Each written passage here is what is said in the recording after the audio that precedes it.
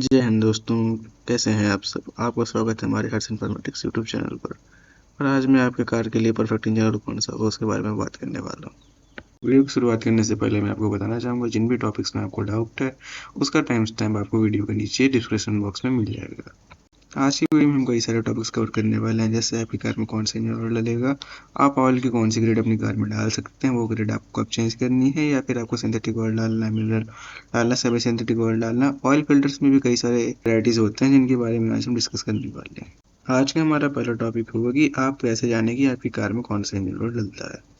इसके लिए आपको आपकी कार का ओनर्स मैनुअल खोलना पड़ेगा। ओनर्स मैनुअल में हमेशा दिया होता है कि आप अपनी कार में कौन सा टेम्परेचर के हिसाब से ऑयल डाल सकते हैं, और एक रिकमेंडेड ऑयल की ग्रेड भी दी होती है। जैसे यहाँ पे टाटा इंडिका, होंडा सिटी और कुछ स्पेशल केसेस जैसे ये फॉक्सवैगन का केस है, यहाँ पे आपको ओनर्स मैनुअल में ऑयल का ग्रेड नहीं मिलेगा, पर स्पेसिफिकेशन मिल जाएगी। ऑयल का ग्रेड जानने के लिए आपको आपकी कार का बोनेट खोलना पड़ेगा। बोनेट के अंदर वहाँ एक ऑयल स्टिकर होता है। ऑयल स्टिकर में लिखा होगा कि आप अपनी कार में ऑयल का कौन सा ग्रेड और स्पेसिफिकेशन डाल सकते हैं। अगला टॉपिक हमारा होने वाला है ऑयल स्पेसिफिकेशंस के बारे में। इसमें हम सबसे पहले बात करेंगे एपीआई ऑयल क्लासिफिकेशंस के बारे में। API service classifications American petroleum institute के द्वारा निर्धारित की गई हैं। आप अपने कार के ओनर्स मैनुअल में चेक कर सकते हैं कि आपकी कार में किस एपीआई ग्रेड क्लासिफिकेशन की ज़रूरत है। एपीआई सर्विस क्लासिफिकेशन देखते वक्त आपको इतना जरूर ध्यान रखना है कि आप पुरानी क्लासिफिकेशन की तरफ नहीं जा सकते हैं। जैसे अगर आपकी कार में एपीआई एसएन की नीड है तो आप एपीआई एसएम, एसएलएसजे और पुरानी क्लासिफिकेशन तरफ नहीं जा सकते हैं, और नई क्लासिफिकेशन की तरफ आप जा सकते हैं। जैसे कुछ कार्स में एपीआई एसएन की नीड है तो आप एपीआई एसपी की तरफ जा सकते हैं, एपीआई एसएन प्लस की तरफ जा सकते हैं। जिन कार्स में एपीआई एसएल की नीड है उनमें आप एपीआई एसएम, एपीआई एसएन के ऑयल डाल सकते हैं, पर पुराना ऑयल आप बिल्कुल भी नहीं यूज़ कर सकते, क्योंकि जो नई क्लासिफिकेशंस आती हैं वो पुरानी क्लासिफिकेशंस के साथ भी बैकवर्ड कंपेटेबल होती हैं, पर पुरानी क्लासिफिकेशंस नई वैल्यू के साथ कंपेटेबल नहीं होती है 99.9% केसेस में। और आपको 0.1 केस की तरफ आपको नहीं जाना है। आपको हमेशा जो आपकी गाड़ी में जिस ग्रेड की क्लासिफिकेशन की ज़रूरत है आपको उसका ही ऑयल लेना है। अगली और बहुत ही ज़रूरी ऑयल क्लासिफिकेशन से हम कह सकते हैं स्पेसिफिकेशंस जो हैं हमारी हैं ACEA ऑयल स्पेसिफिकेशंस। इनमें क्या देखा जाता है कि इंजन ऑयल को उसको खुद को बेसिक रखने की क्षमता कितनी है, इंजन ऑयल में कौन से एडिटिव्स हैं और कौन सा ऑयल कौन सी कार में जाना है। सबसे पहले हम शुरुआत करेंगे A3B3, A3B4 और A5B5 ऑयल क्लासिफिकेशंस के साथ। हाँ, इसमें A7B7 ऑयल क्लासिफिकेशंस भी है जिनका यूज़ इंडिया में बहुत कम देखा जाता है। अगर देखा जाता है तो आप उनका ही यूज़ करिए। अब पहले हम बात करते हैं स्टार्टिंग टू क्लासिफिकेशंस की, जो है A3B3 और A3B4। A3B3 की जगह आप A3B4 ऑयल्स डाल सकते हैं, जो हमारे यहाँ ज़्यादातर अवेलेबल भी है। A3B4 ऑयल्स का सल्फेटेड एस कंटेंट ज़्यादा होता है और उनका टीबीएन भी ज़्यादा होता है, जिससे वो ऑयल्स लंबे समय तक काम कर सकते हैं इंजन के अंदर और इंजन को लंबे टाइम तक प्रोटेक्ट कर सकते हैं। ये इंजन ऑयल्स आप उन्हीं गाड़ियों में यूज़ कर सकते हैं जिनमें कैटालिटिक कन्वर्टर और डीपीएफ का सिस्टम नहीं आता, जैसे हमारी BS6 के पहले वाली जो गाड़ियाँ हुई उनमें। अब ये ऑयल्स हमें क्यों यूज़ करने पड़ते थे? क्योंकि इंजन को प्रोटेक्शन की बहुत ज़्यादा ज़रूरत हुआ करती थी और आज भी होती है, इसलिए नए ऑयल्स के स्पेसिफिकेशंस भी आए हुए हैं। तो चलिए पहले इनकी हम बात खत्म कर लेते हैं। इनका टीबीएन बहुत ज़्यादा होता है इन ऑयल्स का, और इन ऑयल्स का टीबीएन इसलिए ज़्यादा होता है क्योंकि ये लंबे समय तक आपको इनको चेंज करने की ज़रूरत नहीं पड़ती है। इनमें sulphur dioxide content, phosphorus content और सल्फर कंटेंट भी अच्छी खासी मात्रा में होता है, जिससे इंजन को काफ़ी ज़्यादा साफ रखते हैं। और अब हम बात करते हैं अपनी अगली क्लासिफिकेशंस की, जो है A5B5। A5B5 ऑयल्स को आपको उन गाड़ियों में नहीं डालना है जहाँ पे A3B3 और A3B4 की नीड है, क्योंकि ये ऑयल्स इंजन को प्रोटेक्ट करने से ज़्यादा फ्यूल इफिशिएंसी के ऊपर ध्यान रखते हैं। हाँ, आपको ये भी नहीं करना है कि जिन गाड़ियों में A5B5 की नीड है वहाँ पे A3B4 ऑयल को डालना है, क्योंकि जो गाड़ियाँ A5B5 की नीड कर रही हैं वो गाड़ियाँ A5B5 से ही खुद को प्रोटेक्टेड रख सकती हैं, और A5B5 ऑयल्स उनमें परफेक्टली वर्क करेंगे, कोई भी समस्या उनके अंदर नहीं आने वाली है। अब A5B5 ऑयल्स फ्यूल एफिशिएंसी को टारगेट करते हैं। इनका भी सल्फेटेड एस कंटेंट अच्छा खासा होता है, इनका भी ड्रेन इंटरवल काफ़ी लंबा होता है। पर आपको इतना ध्यान रखना है कि जो A3B3, A4B4, A5B5 जो भी ऑयल क्लासिफिकेशन से, इनको आपको नई गाड़ियाँ जो BS6 वाली है जिनमें कैटालिटिक कन्वर्टर और डीपीएफ आता है, इनमें आपको नहीं यूज़ करना है। तो अब इन क्लासिफिकेशंस पर हम इसके बाद आते हैं। अब हमारी नई ऑयल क्लासिफिकेशंस जो आई C1, C2, C3, C4, C5, C6 और C7, इनमें आपको एक चीज़ बहुत ज़्यादा ध्यान रखना है कि आप इनको इंटरचेंज करने की गलती मत करिएगा। हाँ, एक इंटरचेंज करने का आपको ऑप्शन मिलता है कि आप C2 की जगह C3 डाल सकते हैं। ये ध्यान रखिएगा कि C3 की जगह C2 आप गलती से भी नहीं डाल सकते, इंजन को नुकसान होगा उससे।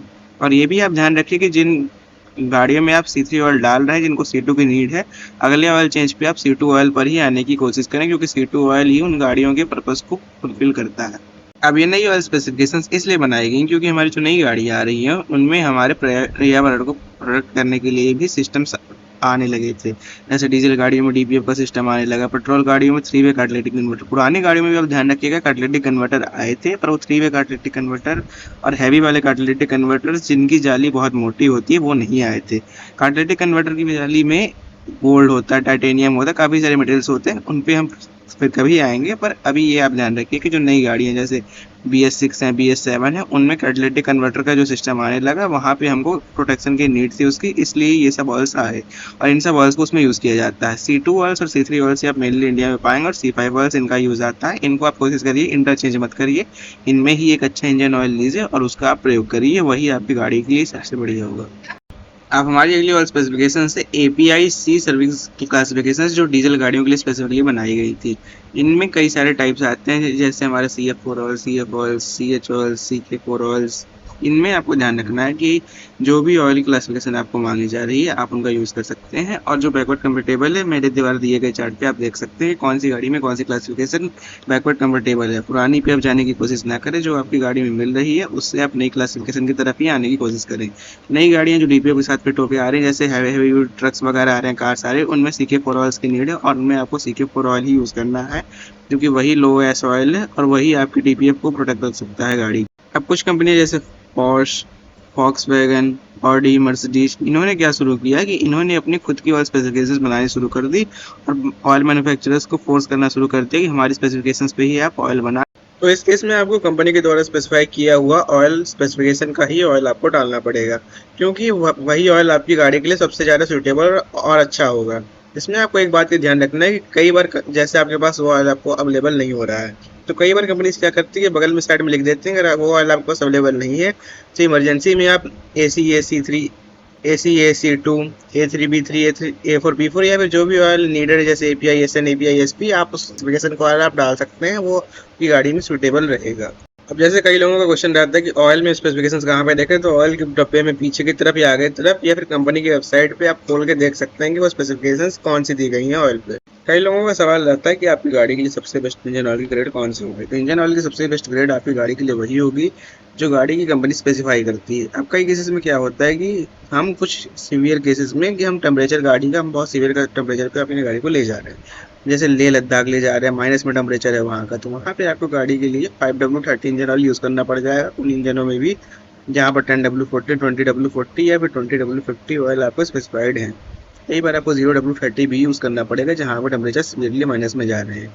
अब जो वर्किंग टेम्परेचर वाली विस्कोसिटी आप उसको तभी बढ़ाइएगा जब आप बहुत ज़्यादा गर्म एरिया में जा रहे हैं तब, जैसे 50 डिग्रीज को भी टेम्परेचर पार कर रहा है तो आपकी गाड़ी अगर 5W30 लेती है तो आप 5W40 डाल सकते हैं। अब जैसे हमारी नई गाड़ियाँ आई हैं जिनमें 0W20, 0W16 ऑयल यूज़ होता है, इनको आप चेंज ना करने की ही कोशिश करिए चाहे आप कितने भी सीवियर टेम्परेचर्स में जा रहे हों, क्योंकि ये ऑयल्स आपकी गाड़ी के लिए परफेक्टली डिज़ाइन किए गए होते हैं।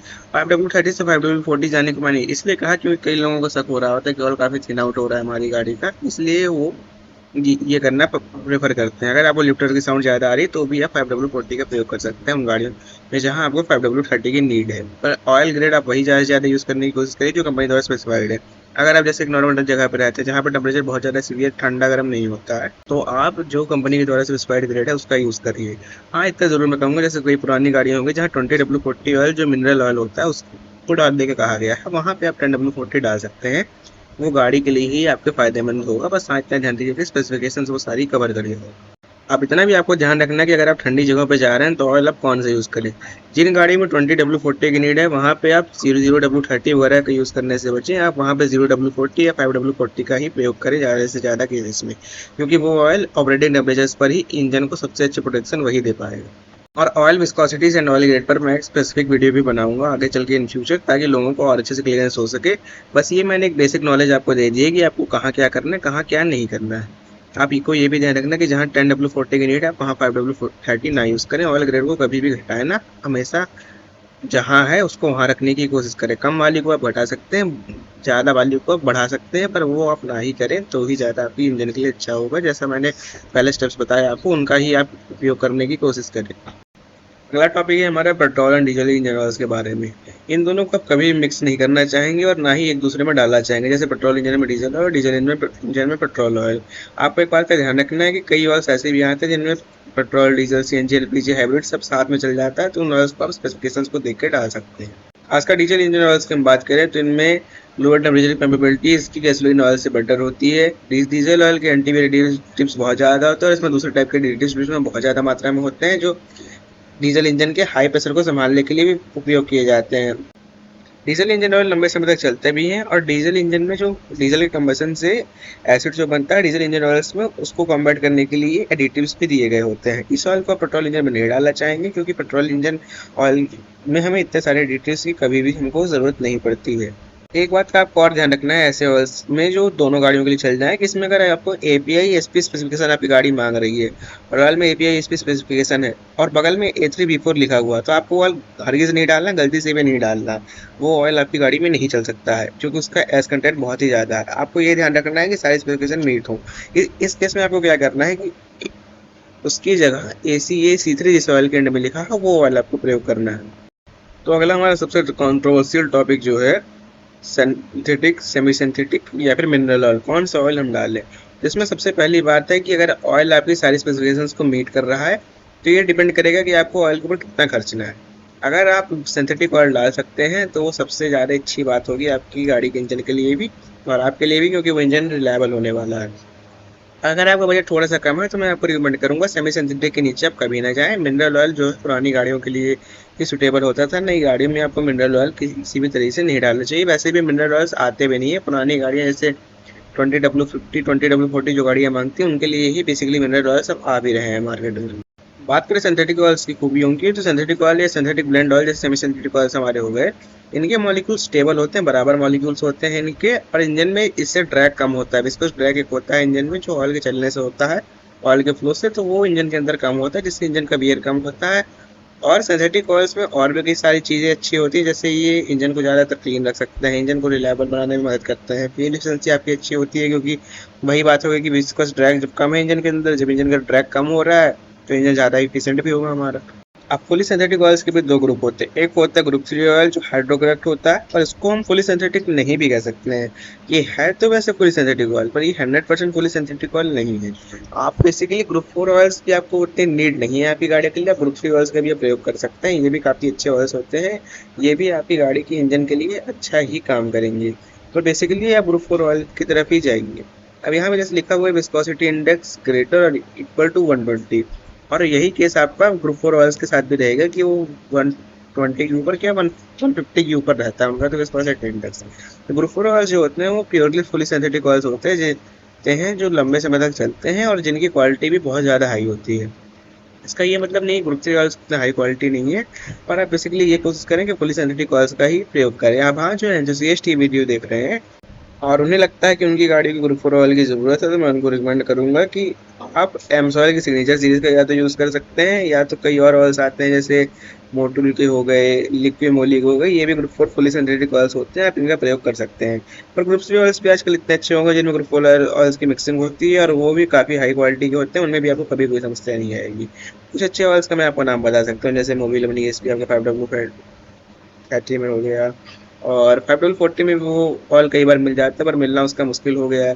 कई अच्छे ऑयल्स आते हैं, आप स्पेसिफिकेशंस को मिलाइए, फुली सिंथेटिक देखिए और उसकी विस्कोसिटी इंडेक्स देखिए। जो विस्कोसिटी इंडेक्स आपका फुली सिंथेटिक ऑयल्स में 165 के ऊपर आपको होना चाहिए और सेमी सिंथेटिक ऑयल्स में 5W30 के केस में वो 151 के आसपास होना चाहिए, जो कि एक अच्छे ऑयल की निशानी है। अगला टॉपिक हमारा होगा ऑयल को हमें चेंज कब करना चाहिए और ऑयल फिल्टर हमें कब बदलना चाहिए। ऑयल चेंज और ऑयल फिल्टर को बदलने का समय आपकी गाड़ी के ओनर्स मैनुअल में दिया रहता है, जैसा मैं अभी आपको स्क्रीन पर दिखा रहा हूँ। अब हाँ कुछ ऑयल फिल्टर्स के केसेस में ऐसा होता है कि ऑयल फिल्टर्स में लिखा होता है कि वो ऑयल फिल्टर कितने में चेंज करने हैं। कभी कभी कंपनीज क्या करती हैं कि ऑयल फिल्टर को पहले चेंज करने का कह देती हैं ऑयल के पहले, कि आप एक बार ऑयल फिल्टर को चेंज करके ऑयल को आगे भी चला सकते हैं। और ये काफ़ी रेयर केसेस में ही होता है और इंडिया में ज़्यादातर हमें ये केस देखने में नहीं भी मिलता, पर जिनकी गाड़ी में अगर ये होता है तो आप कृपया चेक कर लें, मैं आपको इसलिए बता।